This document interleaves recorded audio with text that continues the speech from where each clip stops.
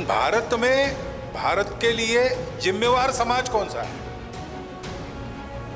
वो हिंदू समाज है, क्योंकि भारत हिंदू देश है, हिंदू राष्ट्र है।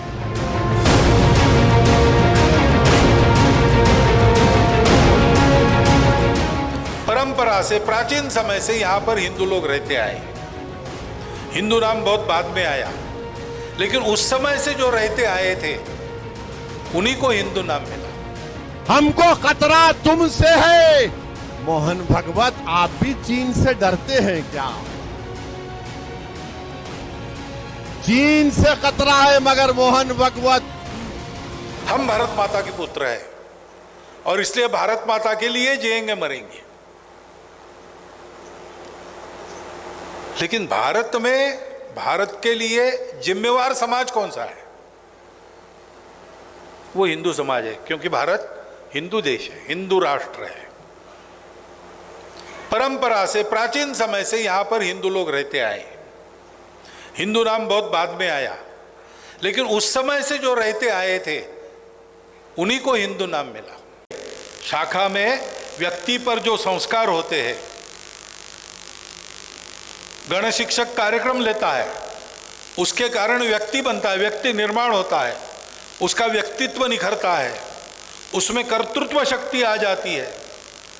कोई चीज सामने आ गई, ये करना है, तो ये नहीं सोचता मैं नहीं कर सकता, मैं इसको कैसे कर सकता हूं, ये सोचता है।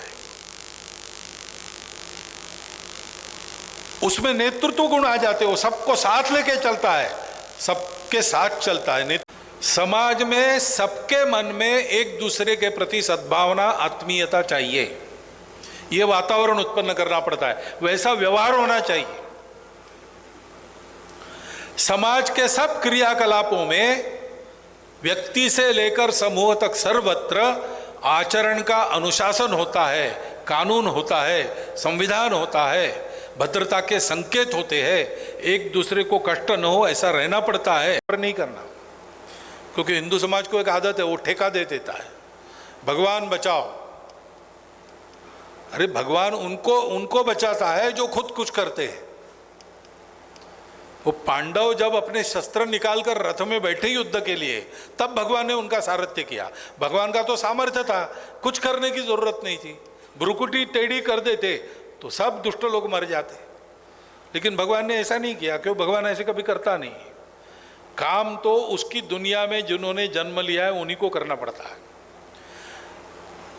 सत्य संकल्प के पीछे भगवान सहायभूत होकर खड़े हो जाते हैं, छोटी छोटी परीक्षाएं लेके रहते हैं। न भारत के हिंदुओं को खतरा है, न भारत के मुसलमानों को कोई खतरा है। हां, एक खतरा भारत के मुसलमानों को, हिंदुओं को, दलितों को, आदिवासियों को, सिखों को, ईसाइयों को है। वो किससे है? नरेंद्र मोदी और मोहन भगवत से खतरा है। हमको खतरा तुमसे है। और मोहन भगवत सुनो, चीन भारत की 2000 स्क्वायर किलोमीटर पर कब्जा करके बैठ गया, और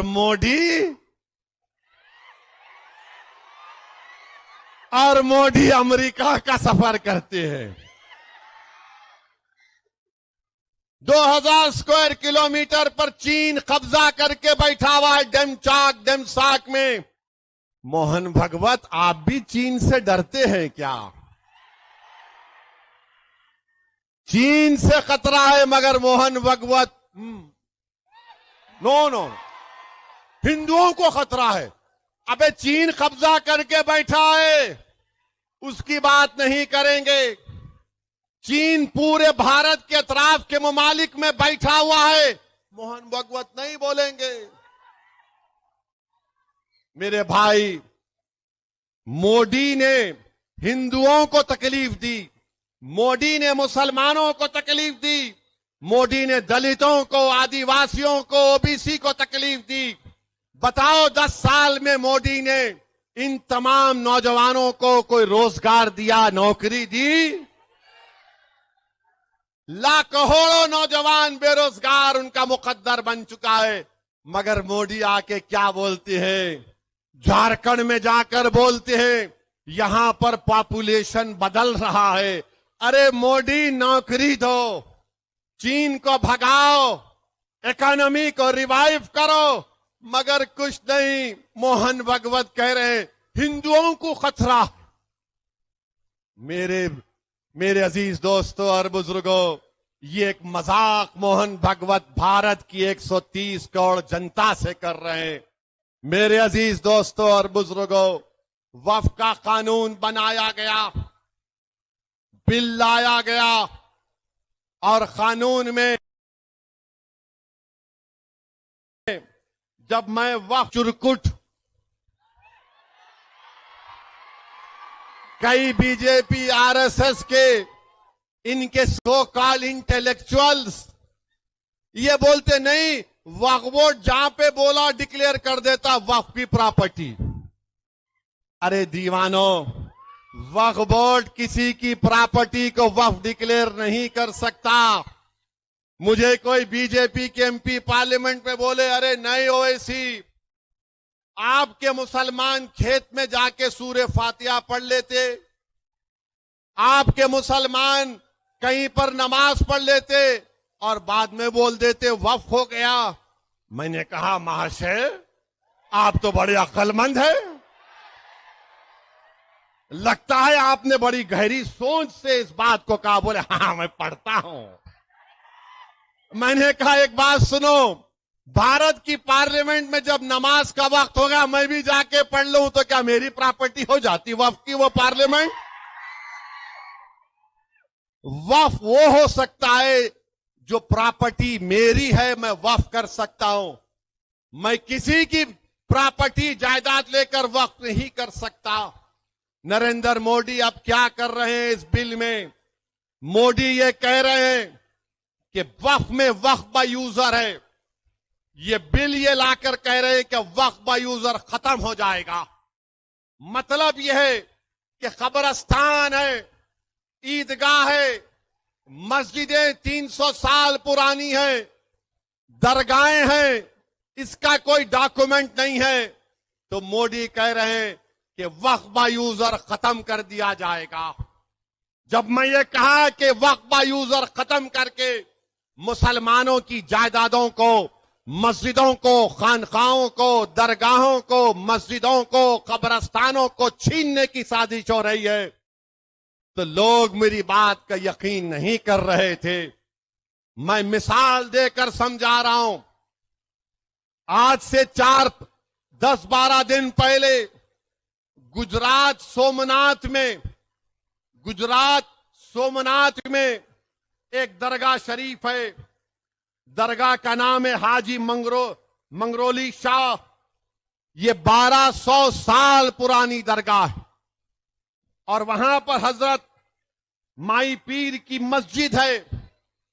सन 47 में डॉक्यूमेंट में लिखा गया कि गवर्नमेंट, क्योंकि उस वक्त जूनागढ़ के बादशाह ने यह जायदाद दी थी, अंग्रेज चले गए, तो अंग्रेज जाने के बाद हुक्मरान जूनागढ़ के बादशाह थे तो हुकूमत हिंद हो गई। उसमें लिखा गया गवर्नमेंट प्रॉपर्टी मगर यूजर इज मुसलमान। दरगाह है, कब्रिस्तान है। 47 में लिखा गया। 2024 सितंबर में कलेक्टर ने कहा कि प्रॉपर्टी कार्ड में जो लिखा गया 75 साल पहले वो गलत है। कलेक्टर ने मुसलमानों को नोटिस दी और कहा कि आओ, मुसलमानों ने कहा हमको टाइम दो, हम डॉक्यूमेंट बताएंगे। उसके बाद मामला वक्फ ट्राइब्यूनल गया। वक्फ ट्राइब्यूनल मामला सुन रहा था तो कलेक्टर ने सुबह तारीख आपको बता रहा हूं, चेक कर लीजिए। कलेक्टर, वहां के मुकामी कलेक्टर ने